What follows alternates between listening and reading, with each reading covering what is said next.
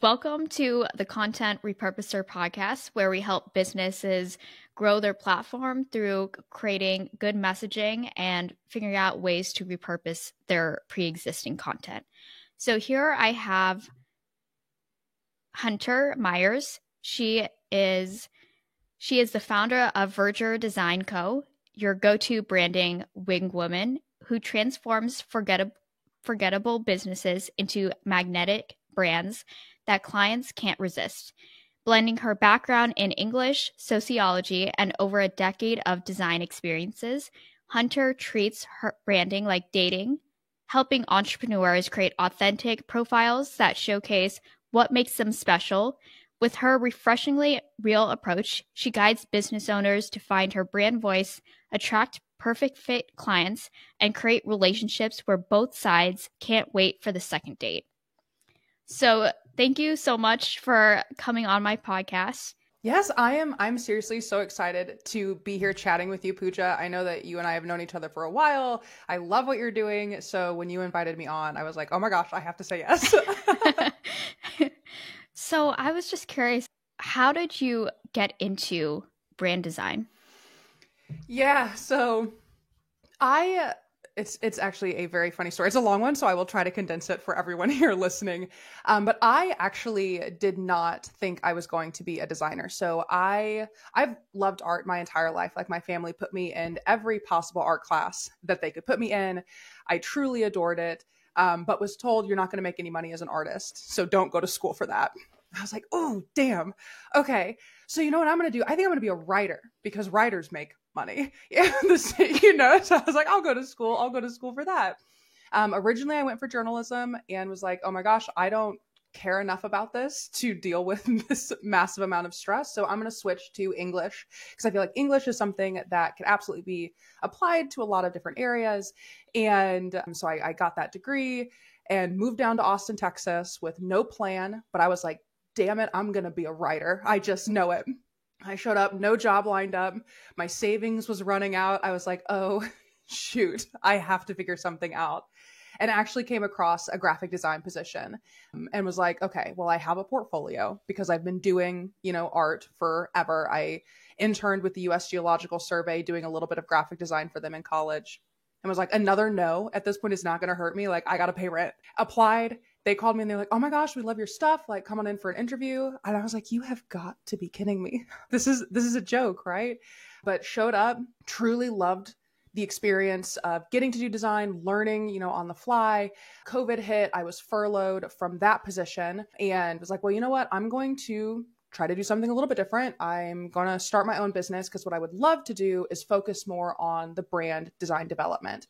So yeah, I like doing handouts and booklets and things like that. But I think the real magic happens in that brand development because it allows me to pull in so much more of that English and sociology background and turning this puzzle that is someone's business into a really beautiful, well-designed, but also very strategic kind of image of their brand and their personality and a way to really connect them with their buyers. So again, long story.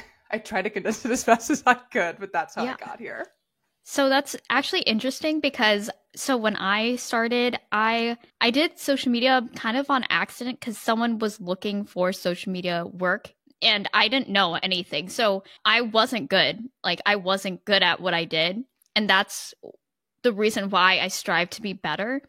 So how did you, if you were like kind of like were you an entry level type of position? Okay. So how did you learn branding on the side, or what did you do to get better at that craft?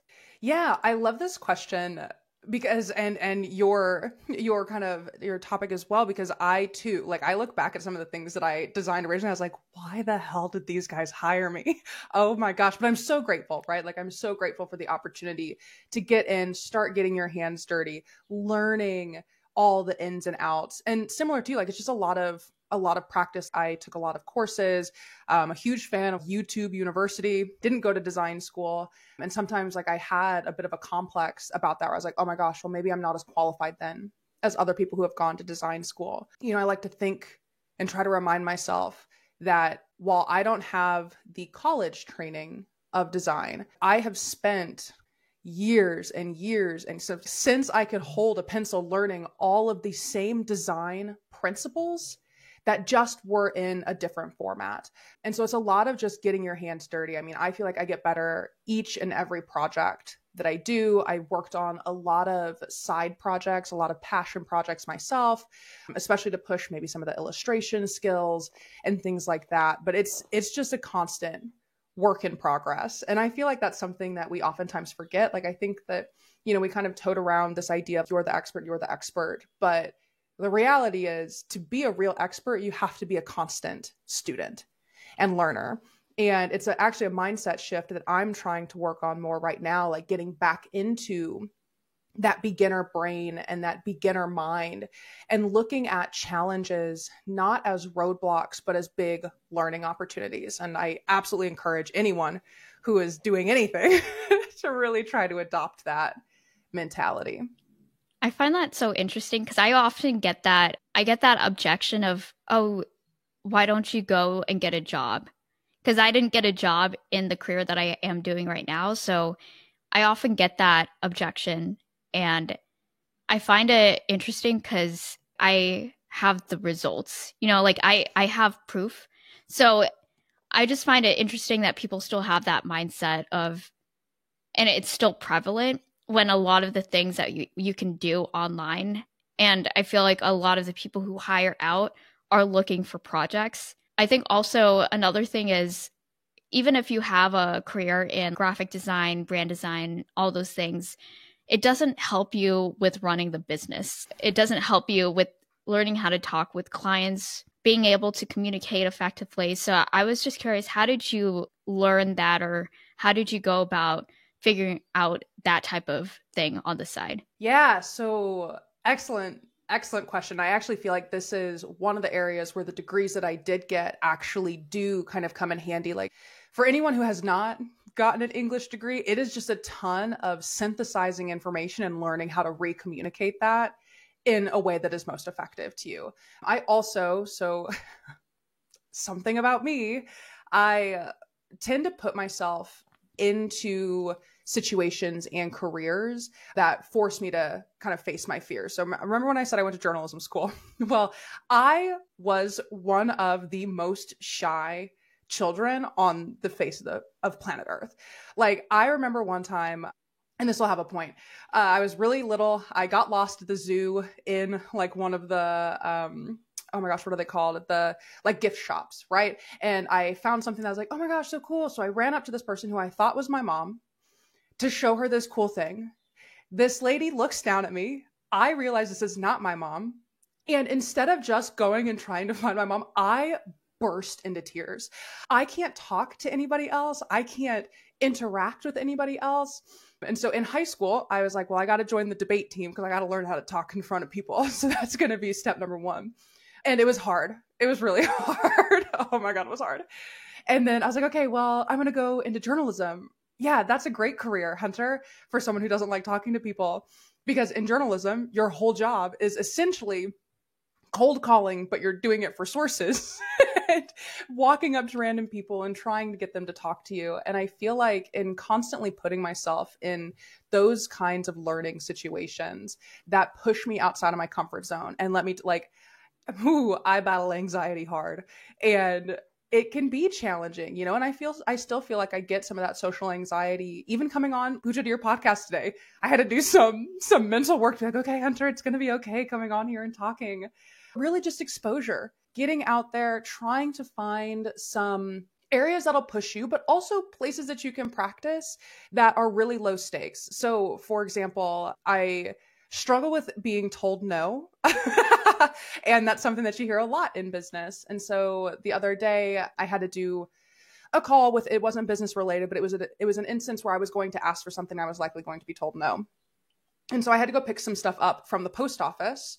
And I was like, I'm going to ask something crazy here at the post office and just to see what happens. And so I got up to the counter, I collected my mail. I was like, also, bizarre question. Do you guys ever do tours? I get a tour of the post office, and the lady looked at me like I was batshit crazy. Like she was like, I was like, I know it's weird. I just, the only back end of a post office I've ever seen was in the Grinch. And that doesn't seem very realistic. And so I would love to see what your post office looks like. And strangely enough, she was like, we do them sometimes for schools. I don't know if we do them individually, but here's a phone number of someone that you can contact. I full on expected this one to be like, no, please take your mail and leave. Like, you're weirding me out. But she didn't. And so putting yourself in those kinds of situations where you can practice the negotiation or practice getting comfortable hearing no. And remembering too that a no doesn't always mean a no forever. It could just mean a no, this doesn't work for me right now. And I think that's something that I had to really learn in entrepreneurship, because I don't like hearing no. It makes me sound bratty, but it's the truth. And so again, just putting yourself in those situations, exposing yourself to the things that scare you, eventually they aren't that scary anymore. And you do learn. And understand that I'm going to use the word failure. And I feel like failure can be a really heavy word, and it's something too that I am constantly trying to work on, because being a perfectionist, being kind of a recovering type A individual, failure is hard to deal with, but it is something that is going to happen in the business world. If you are doing everything perfectly, you are not pushing yourself hard enough, and you are not growing to the capacity that you could. So again, put yourself in situations where there's a risk of failure, where there's a risk of being told no, where there's a risk of you being uncomfortable. And that is absolutely how you will grow and learn and continue to evolve in this space. I think it's also just kind of an underrated thing that people don't talk about. I think when people say failure, it's just, it feels like someone just like exploded your building. That's what I think of every time someone says failure. And I don't see failure that way anymore. I think again, what you said is it's a path for growth. If you want to run a business, that's something that is inevitable. And it's just the path to figure out what you're supposed to be doing.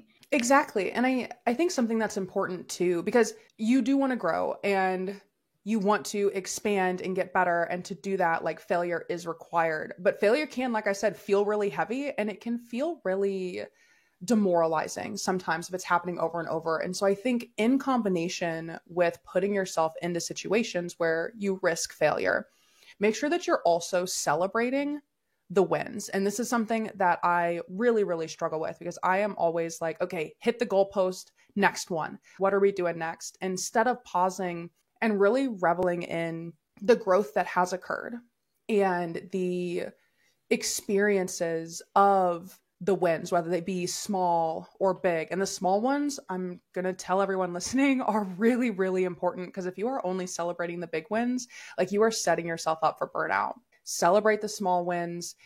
Celebrate also the failures too, because again, that's where you're learning and growing.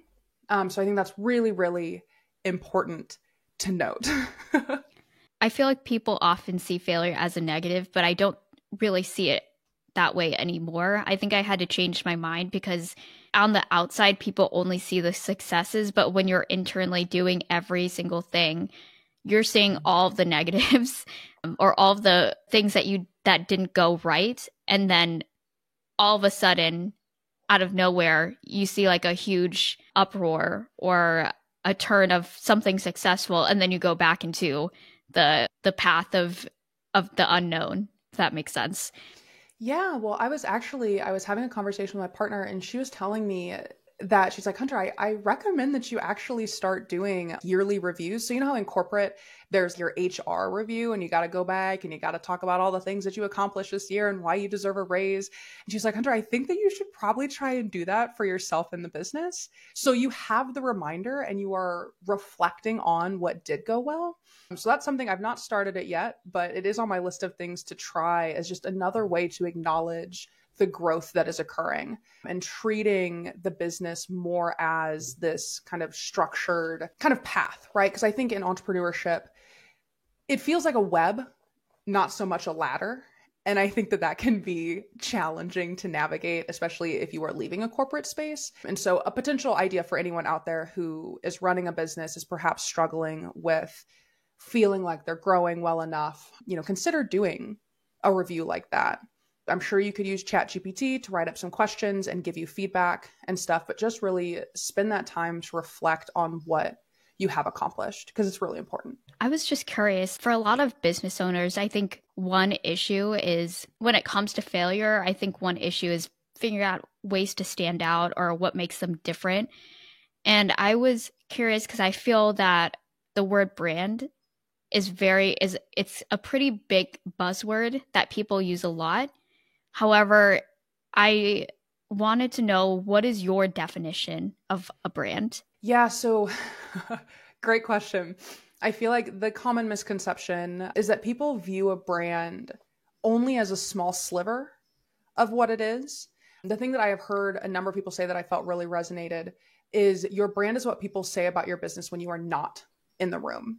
I like to view your brand really as your business's personality. Again, I really pull a lot of this dating world and romantic relationships language into this branding space. And the whole point of a brand, right, is to build a relationship with your customers. The branding is that bridge to that relationship building, so you can create long-term partnerships with customers instead of a whole bunch of like one-time purchases and things like that. And so viewing your brand as this personality and this entity that people can connect with is, in my opinion, one of the key elements of doing it successfully. And that includes your messaging. It includes your values.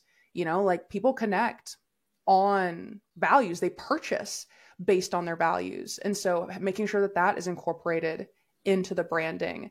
Again, the way that you look, you know, I like to tell people it's kind of like I'm getting you dressed up for those dates that you're going to in the visual side of the branding. But I think that's the area that a lot of people focus really heavily on and don't think about the other elements that make up a brand. I think people find the importance, but I think they're probably focusing on the things that are right in front of them. For example, the colors, the logos is a common thing that people think or associate with a brand. But I think when I think of the word brand, I think of, there was a diagram with an iceberg, and then the top of the iceberg is what people see, but then it's underneath the water.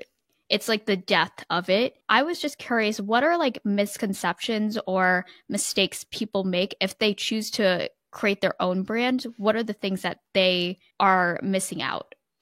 Yeah, so one of the biggest mistakes that I see, and I also made this mistake. So everyone, I am a brand designer and I made this mistake for myself. So please do not beat yourself up if you have made this mistake. But I think designing and creating things that you alone like. So when you don't think about who your ideal customer is, which is the person you're trying to attract, and you're just thinking of yourself when you are developing these things, you are far less likely to find those perfect match customers and individuals, or far less likely to create like a least path of resistance for them to purchase from you. So again, thinking about it from a relationship standpoint, if you are entering a relationship just thinking about yourself, you're not going to get very far in that relationship, because it is a two-way street. And the relationships that you build with customers are a two-way street. So you want to make sure that you are considering them when you are making these design choices, when you are making your messaging choices, even when you're thinking about where you're going to market. Because if your ideal people, say for instance, hang out primarily on LinkedIn, but you're only spending your time on TikTok, you're missing a massive opportunity to get in front of these people and connect with them. So that is what I would say is probably the biggest mistake. I think the second one, and again, made this mistake too, is not staying consistent. And when I say consistent, I don't mean rigidly posting something 5 days a week, every week. Like that is not what I mean. But consistency being you show up similarly, like you look like the same business across every platform. And this is especially relevant in the online space because there are so many businesses out there, right? Like the markets are very, very flooded, which is great, but also means there can be a lot less trust because, right, there's scams. I'm sure we've all experienced one or another. I get a million scam messages a day. It's truly insane. But you have to build trust, and you can't build it the same way as you would in person. And so one of the ways that you can more easily build trust with someone is to ensure that every platform or every place that a potential customer could find you, you look like the business you are saying you are. So those are two of the biggest mistakes that I see and the things that I would highly recommend people focus on from the start. So I'm going to go back. You said that being consistent across different platforms. What is the consequence of being inconsistent? Let's say, for example, someone has their website aligned, their email aligned, but they're not like they actively use social media as a way to get clients, but they're not consistent with colors and messaging. What is the consequence of that? Yeah, so one of the big ones is confusion.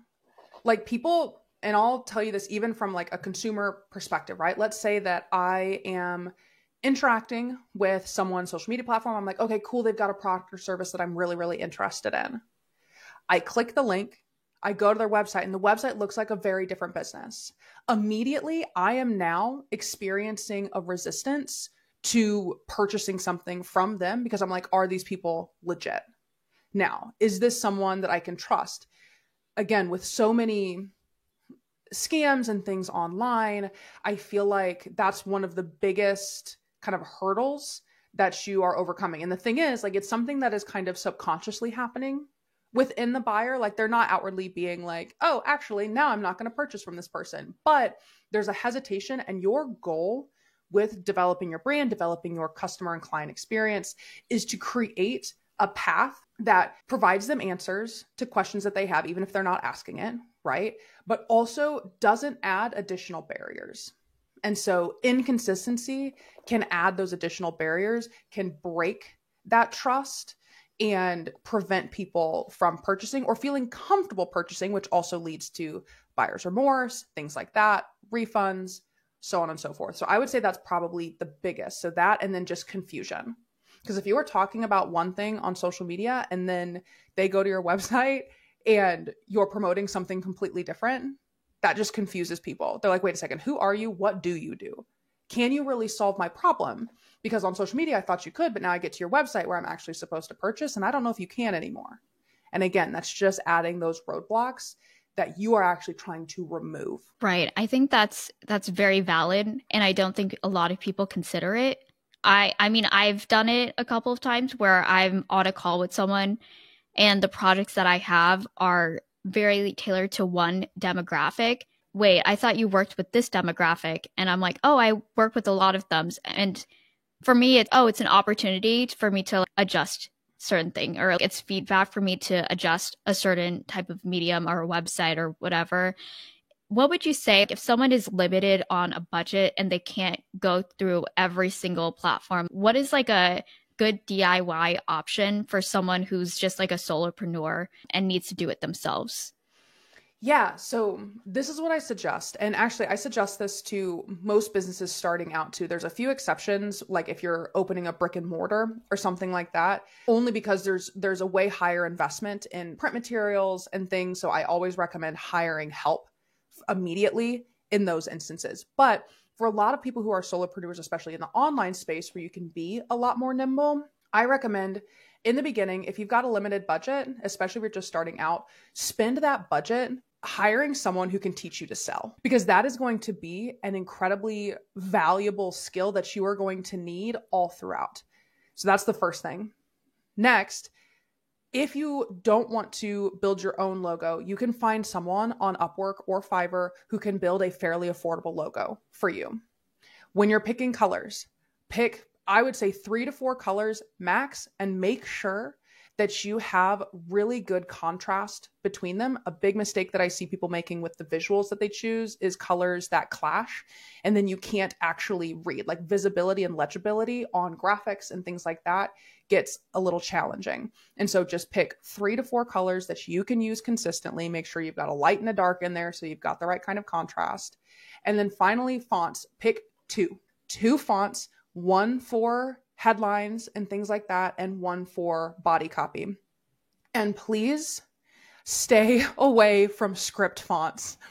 I see it, and And I think Canva is a phenomenal tool. I am grateful that it exists. I think the Adobe programs are not very accessible, and that's a problem.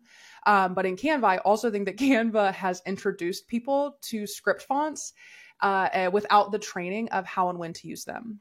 Script fonts are not legible. So they should only be used as accents, as little side pieces in a design, as opposed to your large pieces of text. And so when you are just starting out in DIYing, I personally recommend staying very far away from script fonts. Just pick 2 serif or sans serif fonts. And if you don't know what those are, Canva will help you. It'll pull up. You can put in their little thing like sans serif or serif. Same thing on like Google Fonts and things like that. So that would be my recommendation. And keep that for the first year or so. Because here's the other thing. Most businesses are going to change a lot within that first year, which is also why I don't recommend businesses oftentimes hire out, especially a brand designer who does the kind of work that I do during that first year of business. Again, unless you are opening a brick and mortar or something like that, because you are going to change. You're going to change your offers. You are likely going to change who you are trying to sell to. I did. A lot. And again, I'm a brand designer. Like this whole first year, and sometimes even the first and second year, is all about getting your feet wet, testing things out, experimenting. And once you get something that sticks, once you are having people consistently purchase it from you, and you've kind of tested this offer, you've proven it to be successful, and you've started to save up money, that is when I recommend switching over and hiring a professional designer to help you. But before then, you can absolutely make it just fine. And I may get skinned by the design community for saying this, but you can absolutely make it just fine on DIY branding. Like I have seen plenty of successful businesses in those first couple of years work just fine with brands that they DIY'd themselves. Like you don't need to spend thousands and thousands of dollars in those first couple of years. Save that for when you have tested everything and are sure it works. I think that's it's so valid because I've noticed there's a lot of people who are just starting out who are spending thousands of dollars on a website. And these are just portfolio websites. It's not like you're creating an e-commerce brand where it's very complex. A lot of these things could easily be built by yourself, or you could hire someone. I don't know. It's kind of hard to explain, but I feel kind of like sad in some sense because I know that it's going to change, or I know that they spent a lot of money where it wasn't necessarily needed right now. Exactly. And again, like most businesses, you are bootstrapping it, right? Like you are funding this yourself. So like I said, a beautifully designed brand that is very strategic and a beautifully designed website, those elements can and will help you, but mostly when you are at a specific point in your business. You, again, do not need those when you are just starting out. The most valuable thing that you could do is learn how to sell. It truly is, because you can do that without a website.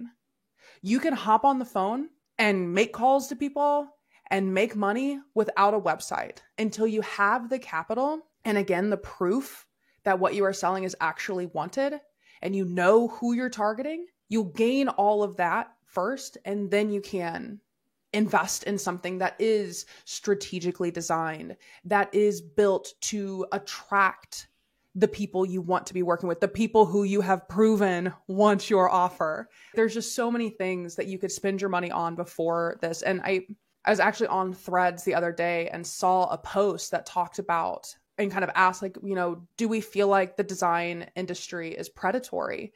And I was like, holy shit. Yeah, we do. It is, because we're especially living in this world where most things happen online, right? And we're trying to build these great first impressions, and all we are seeing is everyone's highlight reels. I understand the urge to show up and look good, right? But do not go thousands and thousands and thousands and thousands of dollars into debt on an unproven plan and offer. Like, it's not worth it. I have seen a lot of ugly looking businesses making hella money. Okay. So learn how to sell first and worry about the optics later.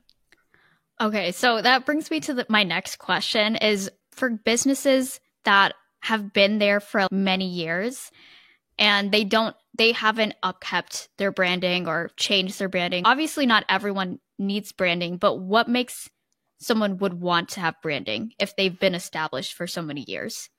Yeah, so some of the signs that I tell people to look out for, and this is typically when they'll come to me for help, is number one, if you're looking to raise your prices, because there is a level of professionalism that is required to create less resistance for higher ticket purchases. People do want you to look professional. And again, professional doesn't have to mean suit and tie, buttoned up, corporate blue. That's not what professional means. It just has to look like you know what you're doing. When you are wanting to raise your prices, that's one of the key times to consider hiring professional design help and branding help. If you are finding yourself, so you're getting clients and things, but when they're asking to be sent to your website, like, hey, yeah, well, just shoot me over your website or shoot me a proposal, and you are experiencing embarrassment and it is now keeping you from making sales because you don't want to share that stuff, that means it may be time to hire a professional designer. Like if it is now, if your brand is now keeping you from making sales,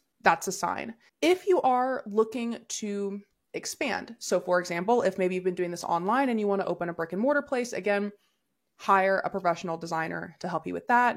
If you are also at a place where you feel like you're kind of plateauing in your business, so you've been successful up to a point, again, you've been making these consistent sales, but you feel like things have kind of fallen off, or again, you're getting a lot of resistance from potential leads who are like, I thought this was going to cost less or something like that. That's just another sign to hire a professional designer. And then if you are, again, expanding, so not just a brick and mortar, but if you are going to be hiring on additional employees and things like that, because a brand is kind of your focal point for your business that everyone within the company kind of has to rally around and get behind, that is also a good time to hire someone to help get you very clear on what that needs to look like so that you can best communicate that with everyone else on your team so that, again, it stays consistent. Does that make sense? Yeah, that makes sense. So I want to thank you again for being on my podcast. I'm sure people will take a lot from what you provided here. I just wanted to know, is there anything that you would like to promote? Yeah, absolutely. So something that I talked about a lot today is the importance of knowing your audience.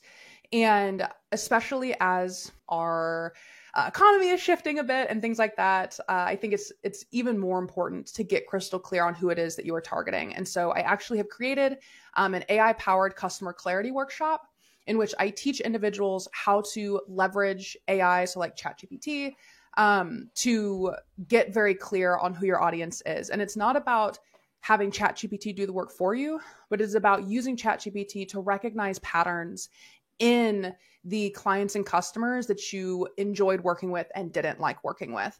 And so we dive into the ins and outs of why you even need one of these buyer personas in the first place, how to create it. And then you have this so you can use it for every offer you make moving forward, because that's the other thing that a lot of businesses forget is that your buyer personas may shift over time. And so I would rather, kind of like that old saying, give a guy a fish, he'll eat once, teach a guy to fish, he'll eat forever. I want to teach you guys how to fish. Okay.